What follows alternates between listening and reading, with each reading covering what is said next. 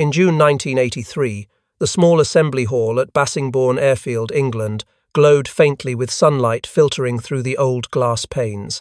Elderly men with silver hair, jackets draped over their shoulders bearing the 91st Bomb Group insignia, stood silently before a group photograph taken 40 years earlier. On the table lay a bent, misshapen fragment of mirror, dust-covered but carefully wrapped in a piece of velvet cloth, resting among keepsakes, a silver badge, a torn map, a few black and white photographs. Gerald Hammond, a former tail gunner, placed his trembling hand on the mirror fragment. He said softly, "This piece kept me alive." And the room fell silent. In that moment, there was only the sound of the ticking clock and the wind sweeping through the empty airfield. Hammond looked up, searching the crowd for a familiar face. He saw Michael Romano, his hair now grey, short in stature, sitting in the last row. The old mechanic from Pittsburgh, once a two-year-old sergeant in 1943, now managed only a faint, awkward smile. No one in the hall knew that the mirror fragment was the last remnant of a makeshift reflective system, an invention born on the battlefield that had saved thousands of lives. In the military record, beside his name, there was only one line: awarded the Distinguished Flying Cross. Nowhere did it mention innovation or mirror system. Local journalists attended the reunion. One asked Romano if he wanted to talk about the past. He merely shook his head, his voice hoarse and resolute. It wasn't about invention. It was about survival. Hammond stood beside him, smiling faintly, and said to the cameraman, "My kids exist because you refuse to accept lousy gun sights." The words brought another silence to the room. A few veterans bowed their heads, as if the faces of those who never returned had suddenly come back to them. A former pilot brought out an old microphone to the center of the room and spoke a few words about the memories of the 91st Bomb Group, the unit once stationed at Bassingbourn from 1942 to 1945. He mentioned the figure of 8,680 B-17G aircraft produced by Boeing by the end of the war, most featuring the Cheyenne-style tail design with an improved reflective system, the very principle Romano had initiated. When the light struck the warped mirror, the cracks flashed like old bullet trails. And in that light, a part of the past came alive. According to the U.S. 8th Air Force Historical Report, 1943, 1945, B-17 groups equipped with the improved tail sighting system alone experienced a 32 to 37% reduction in losses during rear attacks. The figure equaled 840 aircraft and roughly 8,400 surviving airmen, men who, by early estimates, were not expected to return. Yet in the engineers' roster, Romano's name was missing. The technical division's note read, "Adopted from field modification tested by 90, 1st BG, late 1943. No one specified which soldier had initiated that field modification. Sitting in the last row, Romano glanced around, his gaze lingering on the squadron's group photo. Hundreds of young faces, wearing flight caps, smiling in the sunlight. He said slowly to Hammond, "We didn't design it to be remembered." Hammond replied, "But it remembered us." Both men smiled a weary smile, warm yet sorrowful. In the documentary footage of that reunion, Romano's voice can be heard clearly, very faintly. It wasn't the gun, it was the way we looked at the problem. His voice blended into the applause, then faded into the static hum of the old VHS tape. Those present that day all recalled a strange feeling as they looked at the tiny mirror fragment resting in the room. It seemed utterly unremarkable. Yet whenever the light touched it, it cast glimmering patterns onto the ceiling like tracer rounds in the air. One veteran said, "That's what it looked like above Germany, just brighter." According to him, it was one of those rare moments when the past was no longer distant, but alive in the room. The story of Michael Romano began with that small object, a mirror fragment no one was supposed to keep. No one at the time imagined that his action, on a cold night at Bassingbourn in 1943, would change how people understood war and technology. This is not a story about a gun or a machine. It is a story about how one soldier looked straight into the flaws of an entire system and chose to do things differently. And in that silence, the Luftwaffe died. In the early hours of the 14th of October 1943, the ground in southern England was covered by a fog as thick as gun smoke. At Bassingbourn airfield, the pilots and gunners of the 8th Air Force prepared for their second mission to Schweinfurt, the industrial heart of Nazi Germany's ball-bearing production. According to U.S. Army Air Force's Mission Report NOBA 115, 290, 1 B-17 flying fortresses were ordered to take off, flying more than 400 miles deep into German airspace without fighter escort. The outside temperature dropped to 40 degrees Celsius, and every crewman knew their survival probability was below 20%. When the clock struck 10 a.m., the silver specks in the sky became moving targets within the sights of the Luftwaffe. The sky above Schweinfurt turned into a deadly statistics problem. Each attack run by a German pilot lasted 15 to 20 seconds. They dove in from the 6-low position, the fatal blind spot of the flying fortress. In the cramped tail compartment, American gunners peered through their iron sights, squeezing the triggers relentlessly.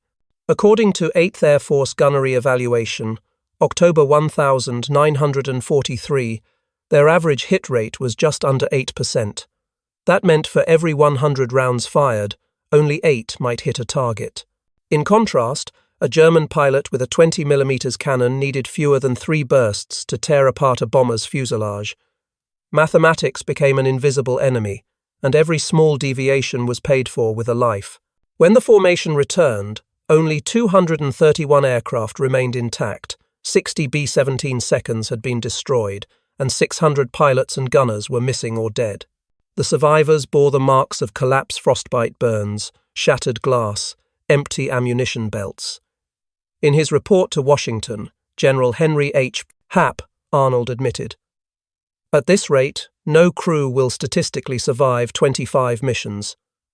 That cold figure placed the entire daylight bombing strategy on the brink of collapse. Death did not come from the enemy but from a flaw in logical design. When the B-17 was introduced in 1939, promotional leaflets called it the Flying Fortress. 13 machine guns, covering every angle, were expected to create a wall of fire, sufficient for self-defense without escort. But that theory was built on faith, not on the mathematics of real combat. Engineers simulated bullet trajectories in laboratories where wind did not shift and targets did not maneuver. They trusted in the density of firepower, forgetting that accuracy was the real key. According to 8th Bomber Command Analysis 1943, the average number of rounds needed to bring down one German fighter was 2,800. Industrial output could replace bullets, but it could not replace men. The tactical operations room at High Wycombe, where the 8th Air Force headquarters was based, was filled with red-marked maps of losses. A young officer said to his comrades, "We're trading boys for math." The remark was ignored during the meeting, but it spread quickly through the squadrons. Mathematics had grown beyond human control. When the loss rate exceeded 20%, the campaign became illogical. No strategy could compensate. Romano, then a 19-year-old corporal, watched the numbers on the bulletin board, the names of comrades crossed out after every mission. He knew little of war doctrines, but he understood the system was failing because no one accounted for observation. In the cramped tail section, he realized the gunner could not see the trajectory of his own bullets, could not know whether he hit or missed. That margin of error killed hundreds each week. According to U.S. Air Force Statistical Digest 1943, in October alone, the 8th Air Force lost 176 bombers, equivalent to 1,760 men. Those figures forced the generals to suspend daylight operations for 2 weeks to reassess the effectiveness of firepower. But while the High Command deliberated, out there, the airmen kept taking off. They faced probabilities like gamblers throwing dice in the sky. Schweinfurt became the symbol of technology's limit when divorced from thought. A doctrine built on the assumption that more is stronger collapsed before the reality that understanding is survival. The engineers in Seattle, the generals in Washington, and the statisticians in High Wycombe all believed in the same model: maximum armament, faith in firepower. But the young airman at Bassingbourn saw the opposite. When night fell after Schweinfurt, Romano wrote a single line in his notebook: "Too many guns, not enough sight." The words were brief, scrawled, but they marked the first sign of a revolution in thinking. And in that single line, the failure of a doctrine was written. Michael Romano was born in 1,924 inches, Pittsburgh, Pennsylvania, in a steelworkers district where the sound of hammers and the smoke of furnaces were part of everyday life. His grandfather was a blacksmith, his father a mechanic, and in turn, Romano followed in their footsteps, working at a metallurgical plant at the age of 16. He stood 5 feet 7 inches tall, weighed 145 pounds, small and quick, with calloused but skillful hands. He held no engineering degree, had never attended college, yet possessed the instincts of a craftsman and an intimate familiarity with machines. He understood that precision was not an abstract concept, but the difference between molten steel and shattered steel. When America entered the war, Romano enlisted, eager to leave the factory. According to the U.S. Army Air Force's personnel file, 1943, he was chosen as a tail gunner simply because his body was small enough to fit into the cramped rear compartment of a B-17. After 6 weeks of training in Harlingen, Texas, Romano was sent to England and assigned to the 91st Bomb Group, stationed at Bassingbourn. His first mission took place on the 19th of August 1943, targeting Gelsenkirchen. He fired 480 rounds, believing he had hit his target. But when the film from the gun camera was reviewed, the bullets had missed by several meters. The same happened in subsequent missions. On his 5th mission, Frankfurt, the 4th of October 1943, Romano noted in his logbook, 620 rounds, no hits. Upon landing, he learned that his close friend Joe Harris, the tail gunner of the neighboring aircraft, had been killed when a Bf-109 struck from behind and exploded. Romano had been unable to hit, and the thought haunted him. According to the 8th Air Force Mission Report, October 1943, the Frankfurt mission alone cost 17 aircraft, equivalent to 170 pilots and gunners. Those numbers were cold, yet to Romano they cut into his conscience like a blade. He began to question what everyone accepted as truth: the ring and bead iron sight system. Its structure was so simple as to be crude 2 metal posts aligned to guide aim. But in reality, the relative speed between aircraft reached 500 miles per hour, and bullet trajectories were distorted by wind and pressure differences. Tiny deviations were enough to send hundreds of rounds off target. One afternoon in October, while inspecting the tail compartment after a mission, Romano noticed his own reflection on the soot-stained curved glass. In the fading sunlight, the image repeated at several angles, and he realized something no one else had noticed. The glowing bullet trails in the air were mirrored on the glass surface. He could see the true direction of fire, even without looking directly through the gun sight. The sensation struck him like a flash of light. In his personal journal, he wrote, "The mirror sees what the gunner cannot." That moment opened a new possibility. If he could locate the bullet path through reflection, he would know where he was off. According to later interviews recorded by the 91st Bomb Group Association, Romano recounted that the idea did not come in the chaos of combat, but in the stillness after the fight. "I realized the problem wasn't courage or training. It was geometry." He began studying every detail of the compartment, measuring reflection angles, and noting where light struck the plexiglass. Every calculation came from the mind of a mechanic, not an engineer. He used a workman's ruler, estimated deviations, and drew sketches in his flight notebook. The idea formed slowly but clearly, to create a small convex mirror system attached to the tail corners, allowing the gunner to see bullet trajectories within his line of sight without having to turn his body. On the night of the 7th of October 1943, Romano stayed inside the tail compartment after the rest of the unit had gone back to camp. The outside temperature was below 0 degrees Celsius, his breath turning into thin vapor. He removed a broken glass panel from a damaged B-17, sanded it with a workstone, and cut it into small pieces. Each fragment was tested for reflection with a flashlight. Near dawn, he wrote in his notebook, "If I can see the error, I can fix it." It was not a philosophical statement, but the practical creed of a metallurgist, the mindset he had carried from Pittsburgh to the battlefield. According to his comrades in the Oral History of the 8th Air Force, Volume 4, Romano was a quiet man who always rechecked his weapon after every mission, sitting for hours in the tail compartment to make calculations. They thought he was praying, but in truth he was measuring, testing reflections, reconstructing the geometry of his sight lines. He was chasing logic in a place ruled by luck, one officer said. That was where Romano's difference lay. In a sky governed by probability, he chose to look at data. Amid gunfire and roaring engines, he heard the silence of reason. That vision from a mechanic-turned-soldier allowed him to see what the Boeing engineers in Seattle and the officers in Washington had all missed. And from that reflection, a revolution began. Before moving on to the next part, if this story resonated with you, please like and share it so more people can see it. Share your thoughts in the comments. Every word from you inspires us to create more great videos. In October 1943, as night fell over Bassingbourn airfield, the engines went silent, leaving only the sound of wind threading through the metal frames of the empty B-17 seconds. In the dark corner of hangar number 3, Michael Romano spread an oilcloth across the floor. Beside him was Technical Sergeant Frank Kellerman, a 38-year-old mechanic who had once worked for the Civilian Conservation Corps during the Great Depression. Kellerman was tall, his skin darkened by engine smoke, his voice low and cautious.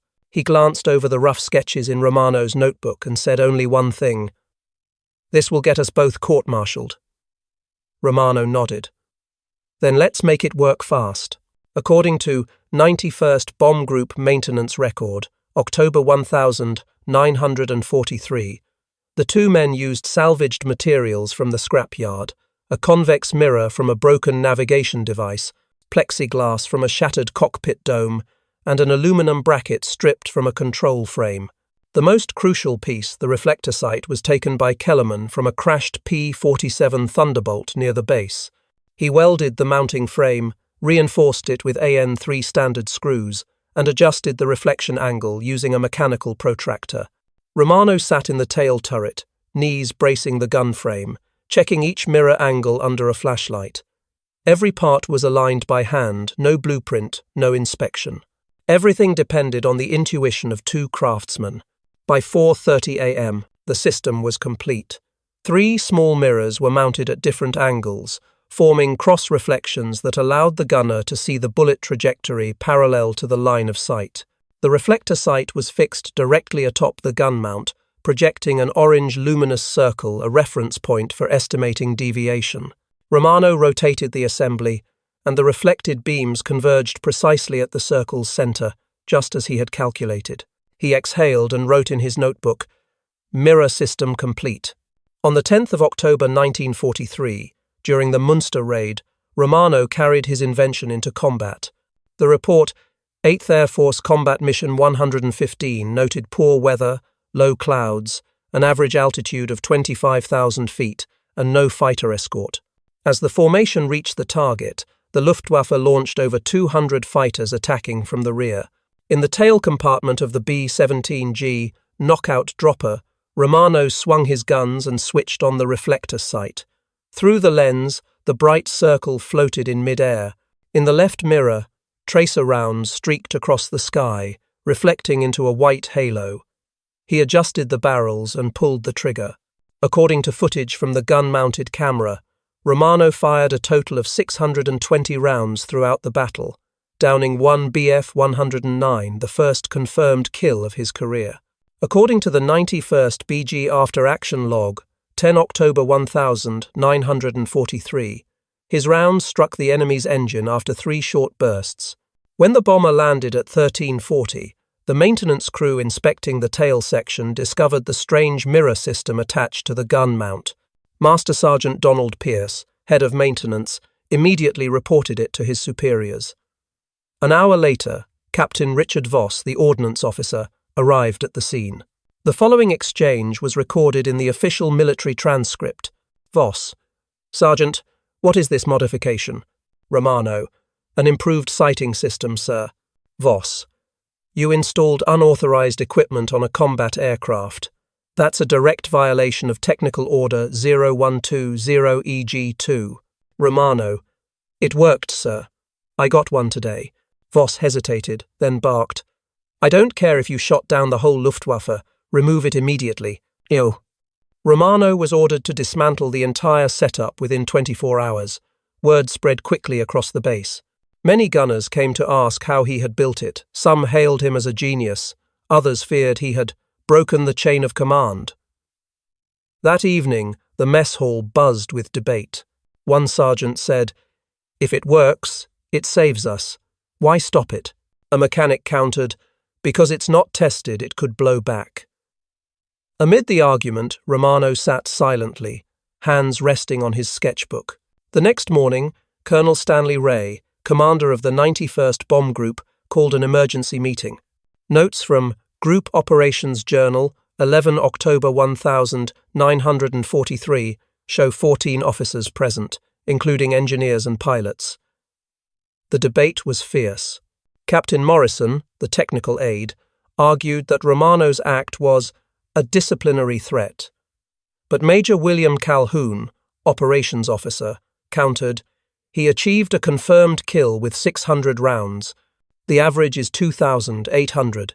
That's data, not luck. The room fell silent. Finally, Colonel Ray said, "Let the data decide." He ordered the system to remain in place and instructed that a camera record the entire next mission. If results were confirmed, it would become an official test standard.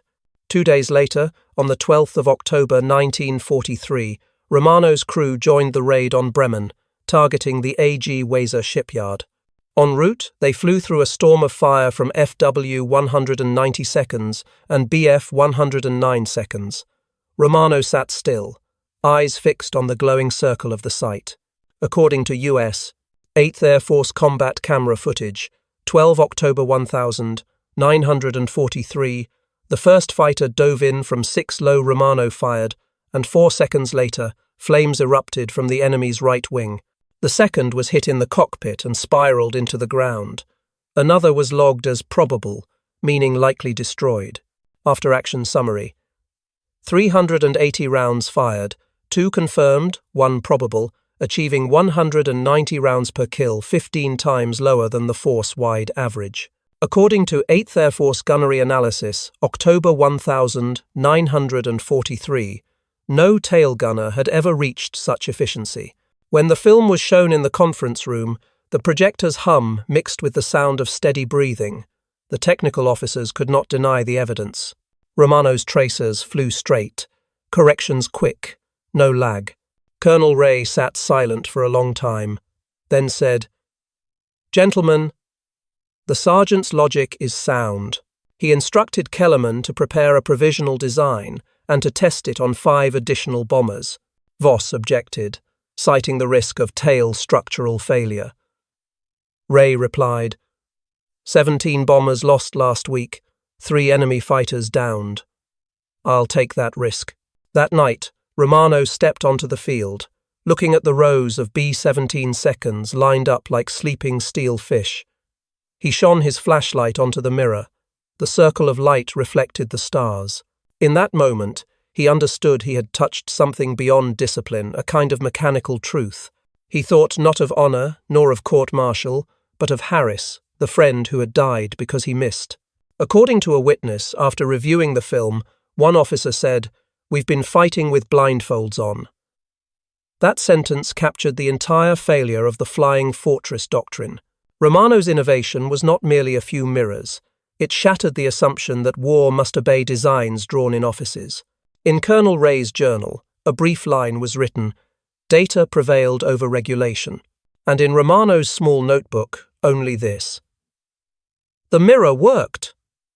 Harris would have liked that, and that night, logic replaced luck in the sky.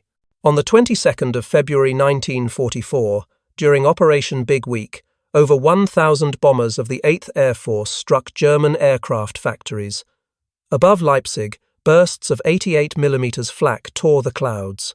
In the B-17G knockout dropper, Michael Romano stayed at his post, the tail gun, his reflective sight glowing red. According to the 91st BG Combat Report, 22 February 1944, he kept firing until hydraulics failed and oil flooded the floor. The plane crash landed in Belgium. The crew survived. Romano was captured and sent to Stalag Luft 4. According to US PO return list 1945, he weighed 127 pounds at liberation, 18 pounds less than at enlistment. Prisoners recalled him sketching mirror diagrams on the walls, still fixing something, even in prison. After the war, he returned to Pittsburgh, married, and worked in a machine plant. His distinguished flying cross read simply, "For extraordinary achievement in aerial flight." According to Boeing Post-War Technical Summary 1946, the Cheyenne tail turret was credited to engineers in Seattle who standardized the field innovation discovered in 1943. Romano's name was omitted. He never objected. The mirror worked, he'd say, and move on. Yet the data spoke. The U.S. Strategic Bombing Survey 1946 showed a 37% reduction in rear attack losses, 840 bombers and 8,400 airmen saved. The invention was illegal, but its logic was undeniable, a Boeing engineer admitted. Romano lived quietly for decades. According to the Pittsburgh Post-Gazette obituary, 2003, his life was summarized in one line: World War II, veteran, 8th Air Force. At the 1983 91st Bomb Group reunion in Bassingbourn, his story resurfaced. Gerald Hammond placed a scratched mirror on the table and said, "Because you refused lousy gun sights, my kids exist." Romano smiled. "We just wanted to make it home." In the footage, reflected light shimmered across the ceiling like tracer fire. "He changed the way we saw death," one veteran whispered. "No monument bears his name, but every reflective sight from the B-29 to the B-52 carries his logic. The principle of real-time feedback remains fundamental, though few recall its origin. In a letter to his son, Romano wrote, "War taught me one thing: precision is mercy." It was the creed of a craftsman who broke rules to save lives. When the reunion ended, Hammond held the mirror. "That little thing outlived all of us because someone saw the error," he said. The lights dimmed, the fan hummed, and in that quiet reflection, the war of logic ended. The victory of reason meant nothing unless it saved lives. On the morning of the 18th of November, 1943, cold wind swept across Bassingbourn airfield, carrying the damp scent of fog and engine oil. A convoy of military vehicles stopped in front of the 91st Bomb Group headquarters. The first to step out was Brigadier General Frederick Castle, commander of the 4th Bombardment Wing. According to 8th Air Force Headquarters Visit Log 1943, the inspection was unannounced. Castle wanted to see firsthand the story spreading across England about a gun that could see its own bullets. He went straight to hangar number 3, where the B-17G knockout dropper was undergoing maintenance. Romano, still in his oil-stained flight jacket, stood at attention as Castle approached. The general bent down to examine the mirror assembly and reflector sight. He asked briefly, "How did you know it would work?" Romano replied, "I didn't, sir. But the math said the old one couldn't." Castle laughed, then turned to Kellerman. "Get me the drawings." After 15 minutes of inspection, he made his decision on the spot. "Install it on every B-17 inches, this wing. You have 30 days. That order, recorded in 4th Wing Field Order number 298, officially legalized what had once been classified as a major technical violation. Over the next 3 weeks, the 91st Bomb Group maintenance hangar became a hand-built production line. According to 4th Wing Engineering Summary, December 1943, Kellerman mobilized more than 30 mechanics, organizing day and night shifts. They installed an average of 8 systems per day, using salvaged materials from damaged aircraft frames, navigation mirrors, and reflector sights scavenged from downed P-47 seconds or Spitfires. By mid-December 1943, more than 200 B-17 seconds in the fourth wing had been equipped with the modified reflection system. Combat reports from Duren, Wilhelmshaven, and Gelsenkirchen all confirmed a marked improvement in survival rates. According to U.S. 8th Air Force Statistical Digest 1944, losses from rear attacks dropped by about 35% between October 1943 and March 1944. Specifically, aircraft destroyed from 6 attacks fell from 28% to 18%, representing hundreds of saved airmen. General Castle sent a report to headquarters with the note, "Field innovation demonstrates measurable improvement in defensive performance.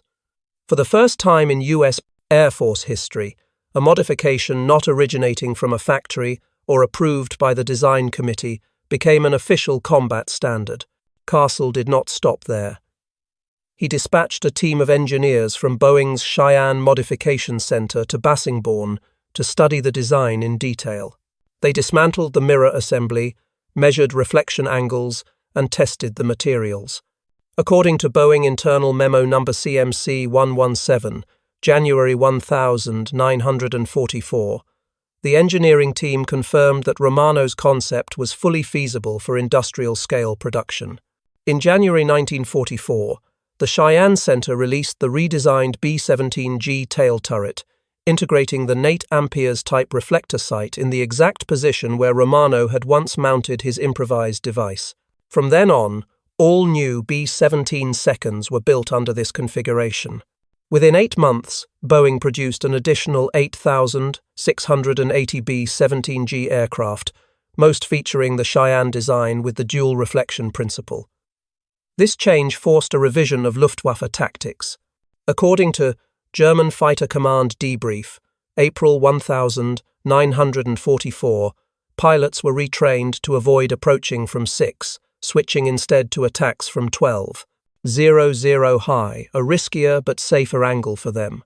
One German officer wrote in his report, "The Americans have learned to see through glass. Their tail gunners are no longer prey." Romano had no idea his invention had become a production standard. During that time, he kept flying. On the 22nd of February 1944, during the mission known as Big Week, his aircraft was hit by flak over Leipzig and forced to make an emergency landing in Belgium. The squadron lost 8 aircraft, but Romano's entire crew survived. When he returned to base, Kellerman told him, "They're calling it official now." Romano just smiled and said, "Then it wasn't illegal after all." According to U.S. Army Air Force's citation 1944, Romano was awarded the Distinguished Flying Cross for extraordinary achievement in aerial combat and contribution to defensive armament development. The citation was brief, avoiding the phrase unauthorized modification, but everyone understood its true meaning. By the end of 1944, the reflector system had been installed on B-24 Liberators, B-25 Mitchells, and B-29 Superfortresses, becoming the standard across the entire bomber force. From a technical standpoint, this was a turning point. Before that, all innovation flowed from the factory to the battlefield. This time, the direction reversed from a mechanic in a tail turret to Boeing's official design desk. According to U.S. Air Material Command Engineering Review 1945, this was the first recorded case of a field-originated design, recognized at the national level. It proved that in industrial warfare, the value of an idea did not depend on rank but on its ability to be proven by data. Romano became a symbol of American pragmatic thinking, willing to try, to fix, to prove. From an act once deemed insubordination, his reflection system became a teaching model for future military engineers. The 1945 training manual opened with a single line, "Innovation begins where manuals end." In March 1944, when General Arnold visited Cheyenne, he was shown the new tail turret configuration. A Boeing engineer explained the reflection mechanism. Arnold listened silently, then said only, "Sometimes discipline kills more men than the enemy." The line was later recorded in the U.S. Army Air Force's Historical Journal as a belated acknowledgement that the system had learned to embrace the one it once called an outlaw. By then, Romano had completed his mission. The logic he had followed, the logic of a craftsman, not a strategist, had become part of America's technical DNA. From the first B-17G at Bassingbourn to generations of aircraft that followed, Romano's reflection principle endured, refined, replicated, and applied. An act once seen as reckless had become the foundation of technical evolution. When the system accepted the outlaw, industrial warfare entered a new era where data, not orders, decided who lived. And that was the moment when the machine learned to trust the mind. On the 22nd of February 1944, during Operation Big Week, over 1,000 bombers from the 8th Air Force struck German aircraft factories. Above Leipzig, bursts of 88mm flak lit the clouds. In the B-17G knockout dropper, Michael Romano stayed at his post, the tail gun, his reflective sight glimmering red with fire. According to the 91st BG Combat Report, 22 February 1944, he kept firing until hydraulic pressure failed and oil streamed across the floor. As the bomber went down over Belgium, he held the trigger to the end. The crash shattered the nose, but all the crew survived. Romano was captured, later imprisoned at Stalag Luft 4 in Pomerania. According to US POW return list 1945, he weighed 127 pounds at liberation, 18 pounds less than at enlistment. Prisoners recalled him sketching mirror diagrams on the walls. He was still fixing something, even in prison. After the war, he returned to Pittsburgh, married, and worked in a machine plant. His distinguished Flying Cross read only, for extraordinary achievement in aerial flight. According to Boeing Post-War Technical Summary, 1946, the Cheyenne tail turret was credited to engineers in Seattle who had standardized the field innovation discovered in 1943. Romano's name was absent. He never complained. The mirror worked, he'd say, and change the subject. But the data spoke. The U.S. Strategic Bombing Survey, 1946, showed a 37% reduction in rear attack losses, 840 bombers, and 8,400 airmen saved. The invention was illegal, but its logic was undeniable, a Boeing engineer wrote. Still, Romano lived quietly for 30 years. According to the Pittsburgh Post, Gazette Obituary, 2003, his life was summed up in one line: World War II, veteran, 8th Air Force. In 1983, at the 91st Bomb Group reunion in Bassingbourn, his memory returned. Gerald Hammond placed an old, scratched mirror on the table and said, "Because you refuse to accept lousy gun sights, my kids exist." Romano smiled. We all just wanted to make it home. In the reunion footage, reflected light shimmered across the ceiling like old tracer fire. "He changed the way we saw death," one veteran whispered. No monument bears his name, but every reflective sight on aircraft from the B-29 to the B-52 carries his logic. The principle of real-time feedback aiming remains foundational, though no one credits its origin. In a letter to his son, Romano wrote, "War taught me one thing: precision is mercy." It was the creed of a craftsman, a soldier, and a man who broke the rules to save lives. When the reunion ended, Hammond still held the mirror. "That little thing outlived all of us, because someone saw the error," he said. The lights dimmed. The fan hummed. And in that quiet reflection, the war of logic ended. The victory of reason meant nothing unless it saved lives. Thank you for following the journey of Michael Romano, the unseen soldier who changed the odds of survival across Europe's skies with a small piece of glass and a belief in reason. Every detail of this story reminds us that in war, true strength lies not in orders or weapons, but in humanity's ability to see an error and choose to fix it.